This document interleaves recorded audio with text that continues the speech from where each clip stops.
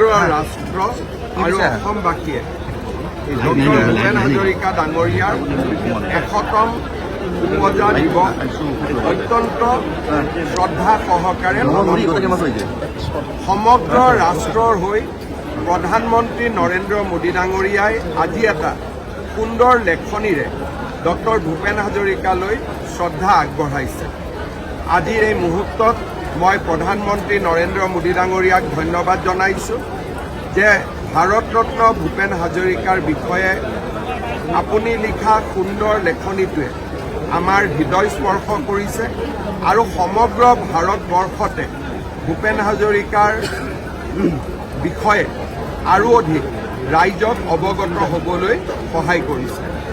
আজি অসম চৰকাৰে ৰাজ্যৰ বিভিন্ন প্ৰান্তত অসমবাসীৰ সৈতে একেলগে ভূপেন হাজৰিকা ডাঙৰীয়াৰ জন্ম শতবাৰ্ষিকী উৎসৱৰ সূচনা কৰিছে। অহা 13 ছেপ্টেম্বৰ তাৰিখে সন্ধিয়া 5 বজাত প্ৰধানমন্ত্ৰী নৰেন্দ্ৰ মোদী ডাঙৰীয়াৰ উপস্থিতিত ৰাজ্য চৰকাৰে ডক্টৰ ভূপেন হাজৰিকালৈ শ্ৰদ্ধা জনোৱাৰ উদ্দেশ্যে খানাপাৰা ভেটেনাৰী ফিল্ডত এখন সভাৰো আয়োজন কৰিছে।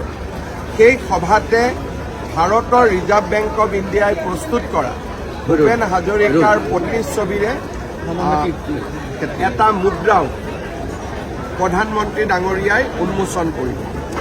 অসম প্ৰকাশন পৰিষদে ভাৰতৰ বিভিন্ন ভাষাত প্ৰস্তুত কৰা ভূপেন হাজৰিকা ডাঙৰীয়াৰ গ্ৰন্থখনো প্ৰধানমন্ত্ৰী নৰেন্দ্ৰ মোদী ডাঙৰীয়াই শুভ উদ্বোধন কৰিব।